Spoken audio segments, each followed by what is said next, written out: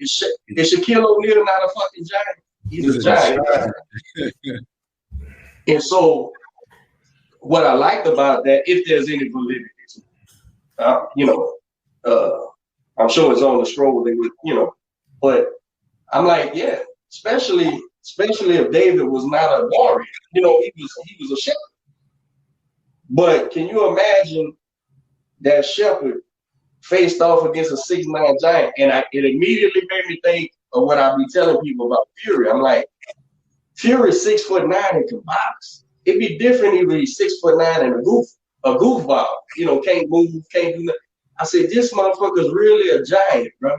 That can go backwards, forward, however you want.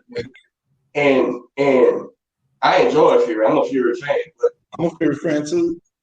I'm a ride. I'm gonna just watch it till he plays. I know he talks a lot, man. He says a lot about only fighting X amount of fights and all that shit. Listen, man, when there's millions and millions and millions of dollars you're fighting.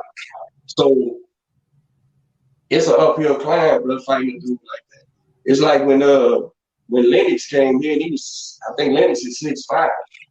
The worstest thing happened to people in the heavyweight division was when Lennox Lewis came to America and learned how to box. Because if you look at pre-Manuel Stewart Lennox, it's almost cookie cutter. He fought almost just like Anthony Joshua, giving up his like a small guy, a big guy fighting small. And when he came here and learned how to utilize his reach and his length and all that, it's over. Be honest with you, the only time Lennox was beat was when he was slipping. When he was slipping, he wasn't in shape, So that a 6'9", God damn. And then he moves like a freaking welterweight in that goddamn. He moves across the ring. Yeah, man. That's a hard thing to hit. Yeah. And people talk about, you remember, man, we was in the minority calling Fury by knockout, right? Mm-hmm. And everybody was saying, man, Fury don't knock. I said, listen, man, 6'9", 265. If he didn't knock you out, it's because he's trying to knock you out. If he's trying to knock you out, you ain't trying. You gotta go out to do something. Mm-hmm. And but I enjoy it. I enjoy the spectacle of that guy. The boxing ability, and the way he, told Deontay, I'm gonna walk down and knock you out, and he did. He right across the ring and started pushing and shoving and punching. Him and Terrence Crawford really, for me, put two of the biggest performances on last year. Fury against Wilder, and then Crawford. Who did he fight when he got pissed off? And then he just turned it on.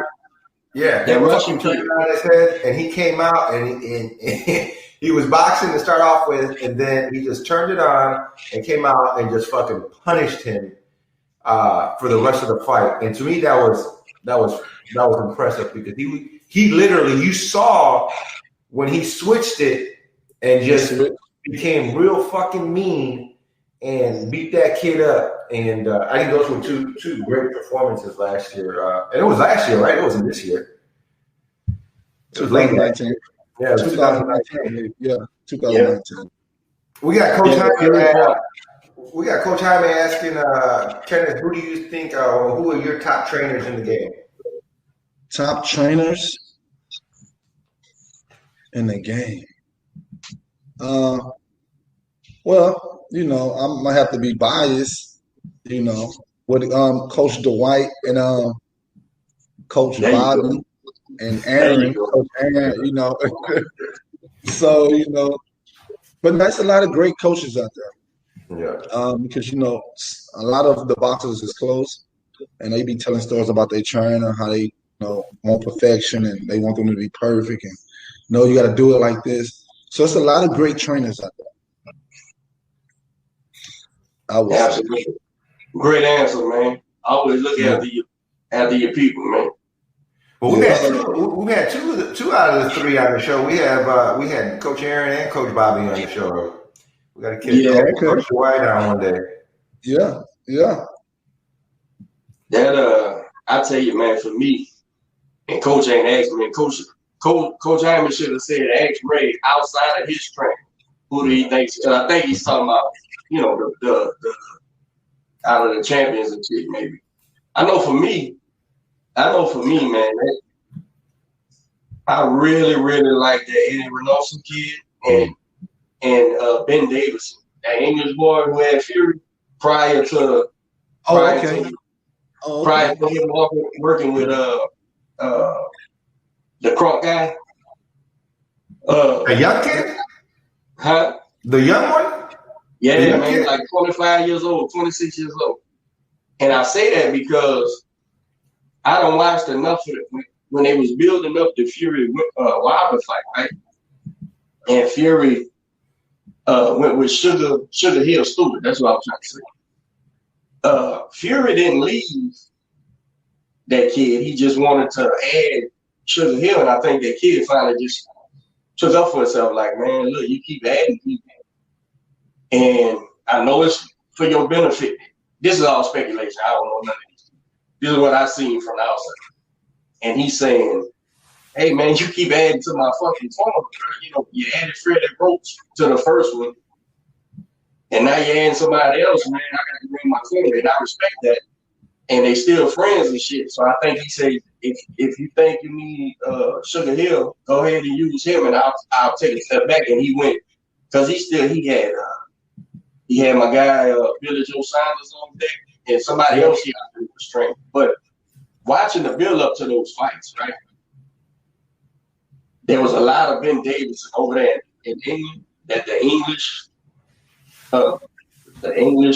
media was covering, and they kept taking him, and he was explaining boxing and how he seen it. And he was like me, an open book. Like, I could tell you what I see. That don't mean I'm teaching you shit. I still got to teach you the shit. So I can tell you, man, you go over there and get your ass beat. And I think that's how Davison looked at it. Like, hey, Fury's my guy.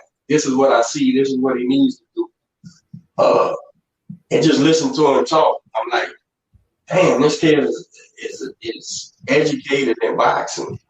I don't know how, and I don't know why. And he's only 26 years old, I think. But that shit's amazing to me. And, you can find those clips, those coaches' tracks, where, especially in England, man, they film that shit. They film the corner. In between rounds, they film in the corner so they can show the people what the coaches and shit saying.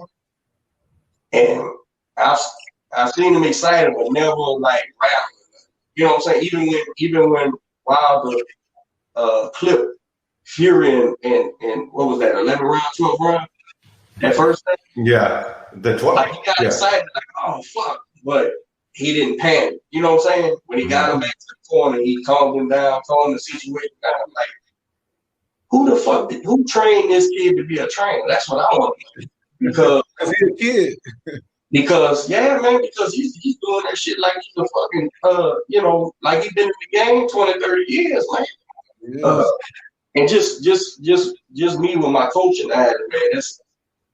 I like Ben Davison, and of course Ed Reynoso. I mean, look at Ryan Garcia, man. I know if you're not a trainer, you may don't see it. Some boxers probably do and some don't. The impact he's made on Ryan Garcia in a fight, 2 fights. You talking about the Ryan Garcia coach? Yeah. Ryan Garcia? He's a good coach. He's with Canelo's guy now. Yeah. Canelo guy. Yeah, he's a good coach.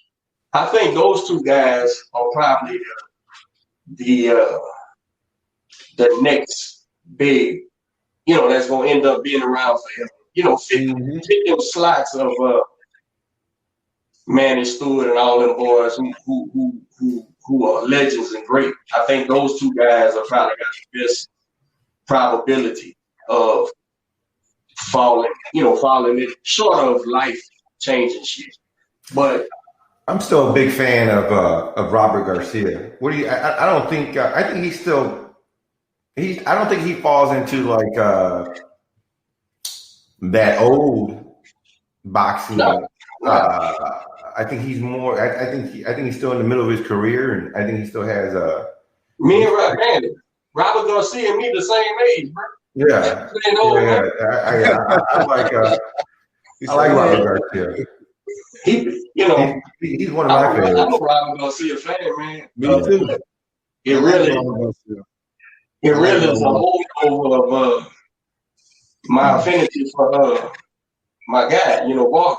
I was a Vargas guy in the 90s. Hey, you think did it ever come out? Because I saw last night I was on Facebook and I was Golden Boy put on the De La Hoya Vargas fight, and I was watching it, and did he ever come out that he tested positive for steroids? Who? Vargas. Yeah. Did he? Yeah. After that fight? Yeah, because that motherfucker. Now I don't know if it was steroids or what. I don't know the PED shit. I don't know what's what. But yeah, he got positive. Yeah. With Vargas, he already had like a very he had a box figure, I think. So, but when I saw that fight last night, the motherfucker looked cut up, and he was cut. My question is, are those steroids going to make you? Are they going to affect your boxing skills? Are they going to make you slower? Are they going to make you? What do you think? As far as because you're putting on muscle's always going to slow you down a bit. It makes I believe it makes you. It gives you more endurance. It makes you stronger. Mm-hmm. And it just makes you more like wide up. So just imagine a Wilder or a Fury on steroids. Or Canelo, like on steroids during the fight. Just imagine. Yeah, I'm really not qualified to speak on PEDs and steroids and shit. I'm really not, because I just don't know shit about it. And I'm against it and all that. I'm against it. I'm against it too. Yeah. But from what I see and the little bit I have read and watch Victor Conte on his interview with a young lady from I'm sorry, man. I know your name and everything. Goddamn, I'm tripping on the podcast. She interviewed Victor Conte, who Sugar Shane and all them was using when it was cheap. Oh yeah. And the thing was, listening to him talk, it's like, old school guys. Like, I'm only 43, bro, but I was born into the boxing, so I'm very old thinking, right? And even my own fighter got to teach me certain shit. Like, he went up to Colorado Springs one certain day. He come on, coach, man, this is what we're doing because this, and this. And I pride myself on being open-minded to it, right? I pride myself on saying, well, let me see. Shit, what's happening? And listening to him talk, man, it's almost like the PEDs, there's PEDs for specific things. You know what I'm saying? Yeah. Like a guy like me just always thought like Lyle Alexander. He just stuck a needle in his arm, night Superman, right? Right. It's way deeper than that, man. Yeah. It's shit. It's PEDs to make you cut weight easier. It's PEDs just to make you stronger. It's PEDs to gain size. It's PEDs to cut size. It's PEDs for every fucking thing. It's like weed. They got different strands for the shit. And so, and listening to him speak, he was like, dude, the difference that PEDs makes in a great athlete is phenomenal. And it's cheating. It's cheating to the max. And what happens is these guys learn about people cheating. And they so competitive, they just want an even playing field. Well, the even playing field is me cheating like you, because you cheat. And so it's really just a fucked up ass thing, man. And I watched that 30 for 30 on it's a good watch. Because I don't know shit about bicycle racing. But I watched what's the white boy from one all the on ESPN? The white guy who wins all Skip Bayless? No, I'm talking about the actual. Oh, you talking about Max? You talking about Max? Are you talking about Max? No, No, not